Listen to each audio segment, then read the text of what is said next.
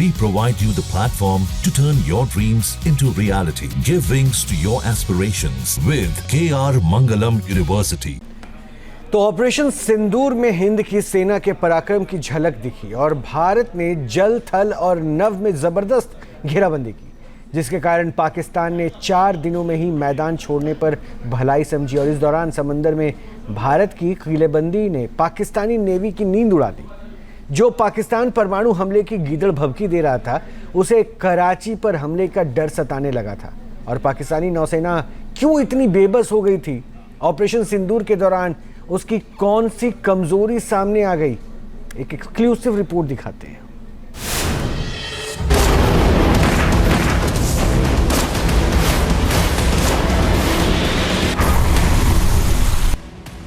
Operation सिंदूर के दौरान भारतीय नौसेना ने ऐसी घेराबंदी की कि पाकिस्तान पस्त हो गया।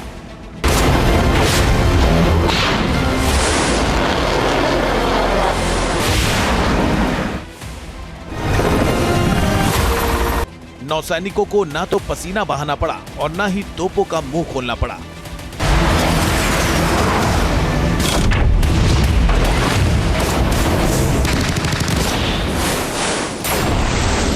समंदर में भारत की तैयारी देखकर ही पाकिस्तान कांपने लगा।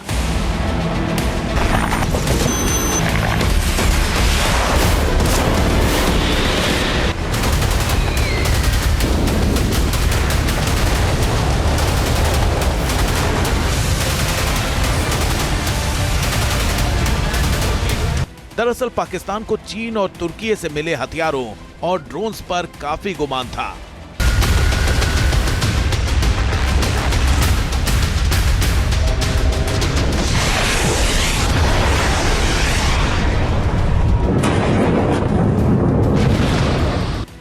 पाकिस्तान को भरोसा था कि इन हथियारों के दम पर वो भारत को जमीनी और हवाई लड़ाई में चुनौती देने में सक्षम है।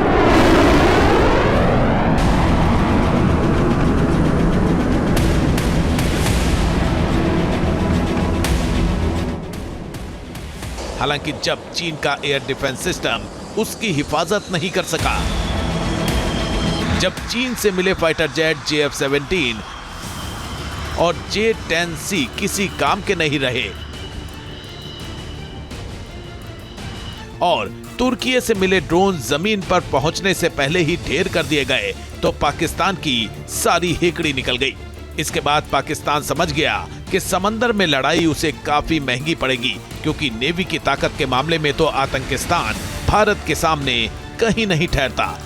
समंदर में हिंद के जवानों का हौसला पाकिस्तान को डराने लगा और उसने अपने जंगी जहाजों को कराची पोर्ट पर ही खड़ा करने में गनीमत समझी।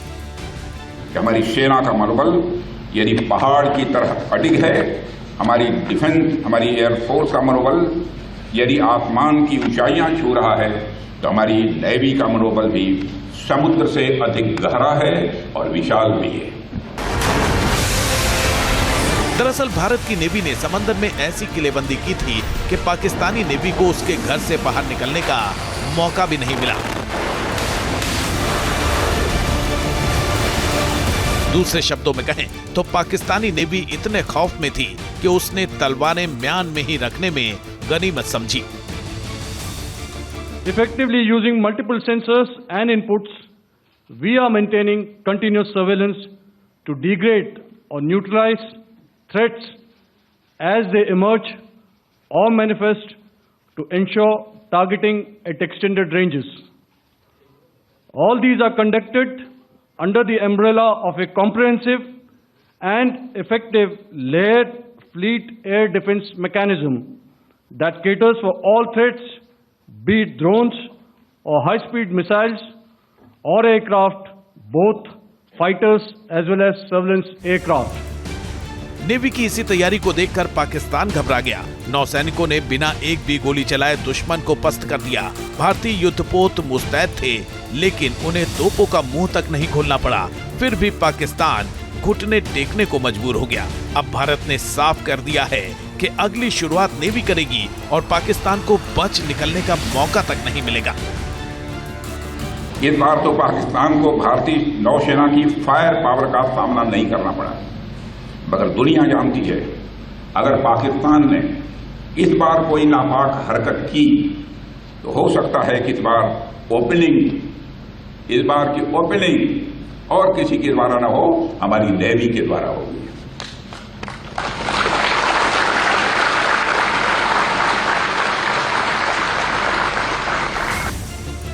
दरअसल भारत ये अच्छी तरह से जानता है कि समंदर में उसका कोई जोड़ नहीं है। पाकिस्तानी सेना के पास भारत की सेना का कोई तोड़ नहीं है। खासकर सबमरीन की ताकत के मामले में तो भारत के सामने पाकिस्तान कहीं नहीं ठहरता। कहने को तो पाकिस्तान दुनिया के 9 परमाणु संपन्न देशों में शामिल है। पाकिस्तान के पास भारत की ही तरह परमाणु बम की क्षमता है। इसी कारण वो आए दिन परमाणु बम की धमकी देता रहता है। ऑपरेशन सिंदूर के दौरान भी पाकिस्तान के हुक्मरान परमाणु बम की गीदड़ भभकी देने से बाज नहीं आ रहे थे। हालांकि जंग जब समंदर में लड़ी जाएगी तो पाकिस्तान के परमाणु बम किसी काम के नहीं रहेंगे। पाकिस्तान के परमाणु बम धरे के धरे रह जाएंगे, क्योंकि वो समंदर से एक भी एटमी हथियार नहीं चला पाएगा। अब सवाल उठता है कि आखिर क्यों समंदर में पाकिस्तान इतना बेबस है? आखिर ऐसी कौन सी कमजोरी है जिसके चलते पाकिस्तान समंदर से परमाणु बम फायर नहीं कर पाएगा? दरअसल दुनिया में कई ऐसे देश हैं जिनके पास न्यूक्लियर ट्रायड की क्षमता है, यानी तीनों माध्यमों थल, वायु और जल से परमाणु हमला करने की क्षमता रखते हैं। पाकिस्तान पहले 2 तरीके से हमला करने में सक्षम है, लेकिन समंदर से परमाणु हमले करने के मामले में उसकी कमजोरी खुलकर सामने आ जाती है। पाकिस्तान के पास अभी तक ऐसी कोई परमाणु पनडुब्बी नहीं है जो समंदर के अंदर से परमाणु मिसाइल को लॉन्च कर सके। समंदर से परमाणु हथियार फायर न कर पाना ही पाकिस्तान की सबसे बड़ी कमजोरी बन गई है। पाकिस्तान की जो नौसेना है उसका भारतीय नौसेना के मुकाबले में वो कहीं नहीं है, और अगर कल कोई ऐसी स्थिति आई जहां की भारतीय नौसेना को आक्रमण करना पड़ा, पाकिस्तान की नौसेना को काफ़ी धक्का लगेगा। परमाणु पनडुब्बी जो होती हैं वो स्ट्रेटेजिक डिटरेंस के लिए होती हैं। जो हमारी अरिहंत है और अरिहंत है वो स्ट्रेटेजिक डिटरेंस के लिए है। इसका मतलब ये है कि अगर आपके ऊपर कोई परमाणु हमला करे तो आपके पास एक काबिलियत होनी चाहिए कि आप उसको ऐसा मुंहतोड़ जवाब दे सकें कि पहले ही वो हमला करने से डरे, क्योंकि उसको ये डर है कि कैसा मुंहतोड़ जवाब वापस आएगा। तो इसको बोलते हैं डिटरेंस या स्ट्रेटेजिक डिटरेंस। तो ये हमारा एक स्ट्रेटेजिक डिटरेंट है। ये रोज़मर्रा की युद्ध में इस्तेमाल होने वाली पनडुब्बियाँ नहीं है। पाकिस्तान के पास ऐसी कोई काबिलियत नहीं है। पहली बात, ना तो उनके पास वो क्षमता है, ना उनके पास वो बजट है, ना उनके पास वो टेक्नोलॉजी है कि वो ऐसी पनडुब्बी बना सकें। कम रक्षा बजट और तकनीक की कमी के कारण पाकिस्तान अभी तक ये क्षमता हासिल नहीं कर पाया है। इसके साथ ही पाकिस्तानी नौसेना भारत के मुकाबले छोटी और गैर पेशेवर भी है। पाकिस्तान के उलट भारत के पास K-15 और K-4 जैसी सबमरीन लॉन्च बैलिस्टिक मिसाइल यानी SLBM हैं, जो समुद्र के अंदर से परमाणु हमला करने में सक्षम हैं। K-15 10.4 मीटर लंबी और 1 मीटर मोटी मिसाइल है। इसका वजन 63 क्विंटल है। ये 5 टन परमाणु वॉरहेड ले जा सकती है। इसकी रेंज 750 किलोमीटर है। वहीं पाकिस्तान अभी भी SLBM तकनीक में काफी पीछे है। भारत के बेड़े में INS अरिहंत और INS अरिघात नाम की 2 न्यूक्लियर सबमरीन भी हैं, जो परमाणु हमला करने और पाकिस्तान को दहलाने में सक्षम हैं। INS अरिहंत का डिजाइन रूसी अकुला 1 क्लास पनडुब्बी पर आधारित है। इसका वजन 6000 टन है, लंबाई 110 मीटर और चौड़ाई 11 मीटर है। इसमें चालक दल के 95 सदस्यों के रहने की जगह है। इसमें 80 मेगावाट का प्रेशराइज्ड वाटर रिएक्टर लगा हुआ है।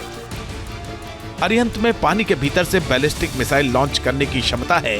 ये 12 K-15 SLBM यानी सबमरीन लॉन्च बैलिस्टिक मिसाइल ले जा सकती है। अरिहंत कई तरह की एंटीशिप और जमीन पर हमला करने वाली क्रूज मिसाइलों से भी लैस है। ये अपने साथ टारपीडो भी ले जा सकती है। पानी की सतह पर अरिहंत की रफ्तार 27.78 किलोमीटर प्रति घंटा तक है। वहीं पानी के भीतर ये 44.44 किलोमीटर प्रति घंटे की रफ्तार से आगे बढ़ सकती है। ये 300 मीटर की गहराई तक गोता लगाने में सक्षम है। कि अगर आपके ऊपर दुश्मन परमाणु हमला करे तो आप उसका मुंहतोड़ जवाब दे सकते हैं।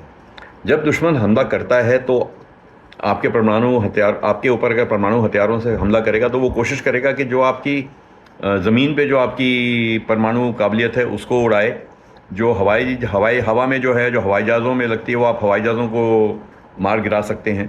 पर पनडुब्बी कहाँ दुनिया में कितने पानी के नीचे कहाँ पे छुपी है और कहाँ से वो अपना मिसाइल फायर करेगी, ये दुश्मन नहीं जानता है। तो उनको मालूम है कि जो जवाब आएगा, जिसको हम सेकंड स्ट्राइक बोलते हैं, सेकंड स्ट्राइक का मतलब होता है कि हमारे ऊपर पहला स्ट्राइक हुआ है और हम उसका जवाब दे रहे हैं, तो वो सेकंड स्ट्राइक होता है। तो जो सेकंड स्ट्राइक जो काबिलियत है किसी भी नौसेना की, वो उसकी परमाणु पनडुब्बियों में होती है। भारतीय नौसेना की दूसरी परमाणु ईंधन से चलने वाली और परमाणु बैलिस्टिक मिसाइलों से लैस सबमरीन INS अरिघात है। इसे विशाखापत्तनम स्थित शिप बिल्डिंग सेंटर में बनाया गया है। INS अरिघात का डिस्प्लेसमेंट 6000 टन है। इसकी लंबाई करीब 113 मीटर है, बीम 11 मीटर और ड्राफ्ट 9.5 मीटर का है। ये पानी के अंदर 980 से 1400 फीट की गहराई तक जा सकती है। खास बात यह है कि अगर खाने की सप्लाई और मेंटेनेंस रहे तो ये असीमित समय तक समंदर में रह सकती है।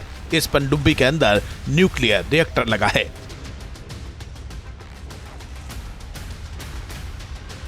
जो परमाणु ईंधन से इस पनडुब्बी को सतह पर 28 किलोमीटर प्रति घंटा और पानी के अंदर 44 किलोमीटर प्रति घंटे की स्पीड प्रदान करता है।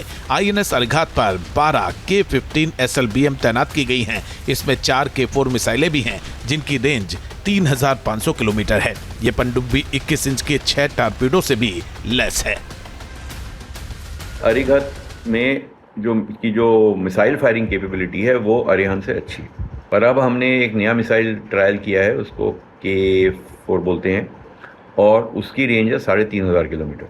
तो मेरे ख्याल से ये जब मिसाइल सफल हो जाएगा, और इसकी फायरिंग एक हो चुकी है। अभी तक हम ट्रायल जब कर रहे थे इस मिसाइल का, तो हम इसकी फायरिंग कर रहे थे अंडर वाटर प्लेटफॉर्म पे रख के, पनडुब्बी से नहीं कर रहे थे।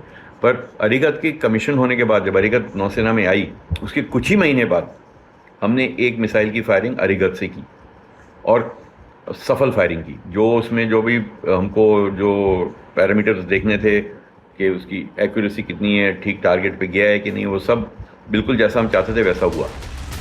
INS अरिहंत और INS अरिघात की ताकत को देखते हुए पाकिस्तानी नेवी खौफ के साए में जीती है। समंदर में जंग की सूरत में हिंद की सेना के सामने पाकिस्तानी नेवी कहीं नहीं ठहरती है।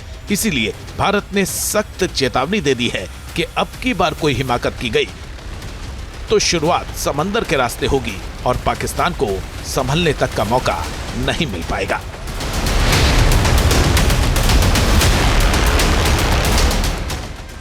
यदि पाकिस्तान ने फिर वही गलती की तो भारत का उत्तर और भी कठोर होगा और इस बार उसे संभलने का मौका भी नहीं मिलेगा।